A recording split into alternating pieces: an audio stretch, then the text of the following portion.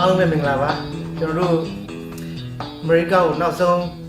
သွားခဲ့တဲ့ခုနှစ်ကတော့2003-2004ပေါ့နော်အဲ့ဒီနောက်ပိုင်းမှာနှစ်တိုင်းညီးပါလို့တို့ကျွန်တော်တို့ပွဲစီစဉ်တဲ့လူတွေကျွန်တော်တို့နဲ့ညှိကြတယ်ပေါ့လေဒါပေမဲ့အကြောင်းမျိုးမျိုးကြောင့်ကျွန်တော်တို့မလာပြစ်ခဲ့ပါဘူးဒါပေမဲ့လည်းအခုဒီနှစ်တော့ကျွန်တော်တို့သိကြသွားပါပြီလို့ကျွန်တော်အားလုံးပြောပြချင်ပါတယ်ကျွန်တော်တို့ဒီဝိုင်းနဲ့အတူကိုလေးဖြူကိုငယ်ကိုမျိုးကြီးကိုဝိုင်းနဲ့အတူတူကကျွန်တော်တို့အဆိုတော်အစ်စ်လေးမက်တီလွန်နဲ့ပါပါတယ်လို့အားလုံးတွေ့ကြမယ်နော်ကျွန်တော်တို့ Iron Cross ပွဲအမေရိကကိုလာခဲ့ပြီခင်ဗျားတို့နဲ့တွေ့ပြီဇူလိုင်မှာလာမယ်ဆိုလို့လည်းကျွန်တော်တို့လည်းပြောနေပါတယ်မလာတာလည်း9နှစ်လောက်ရှိပြီ See you ကျွန်တော်ဝိုင်းဝိုင်းမှာဇူလိုင်ဩဂတ်စက်တင်ဘာလမှာကျွန်တော်တို့ US ကိုလာခဲ့မယ်ခွေးကြုံတွေ့ကြတာပေါ့နော် Bye thank you Iron Cross ဘယ်နဲ့တူတူ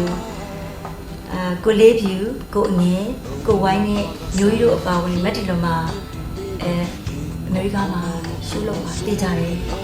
ဆိုဒီလိုတော့ရှိုးကိုဇူလိုင်လမှာစပြီးတော့မှဖြော်ပြပေးပါတင်ဆက်မှာပြည့်တဲ့တဲ့တင်ဆက်ပေးပါအဲ့တော့ see you there ဘလုံးလုံးဆယ်တော့ဒီညကျွန်တော်ဝန်ခံတော့မယ်ဝန်ခံပြီးရင်တော့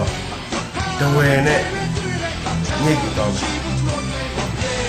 နောက်တစ်လားကြုံမှာကျွန်တော်တို့တကယ်ကြီးတို့တွေ့မယ်နော်လာခဲ့မယ် Okay